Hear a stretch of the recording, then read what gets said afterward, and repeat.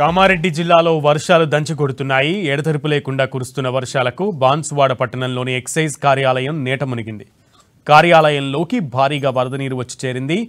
దీంతో ఎక్సైజ్ ఉద్యోగులు విధులు నిర్వహించడం కష్టంగా మారింది. లోతట్టు ప్రాంతంలో కార్యాలయం ఏర్పాటు చేయడంతో ప్రతి ఏడాది ఇలాంటి సమస్య వస్తుందని కార్యాలయ ఉద్యోగులు తెలుపుతున్నారు. స్టేషన్ పోయే దారి ఇది.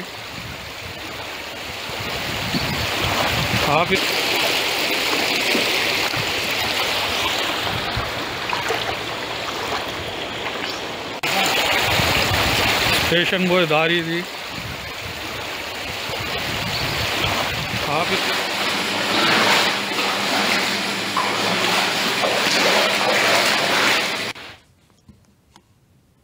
రైట్. కామారెడ్డి జిల్లాలో వర్షాలు దంచి కొడుతున్నాయి. ఈ క్రమంలో వరద కూడా అదే విధంగా వచ్చి చేరింది.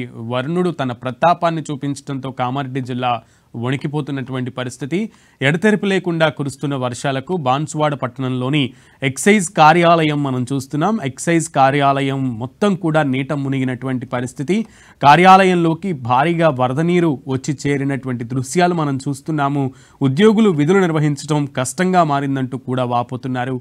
లోతట్టు ప్రాంతంలో కార్యాలయం ఉండడంతో ప్రతి ఏడాది ఇలాంటి సమస్య వచ్చి పడుతోంది అంటూ కూడా కార్యాలయ ఉద్యోగులు తెలుపుతున్నారు.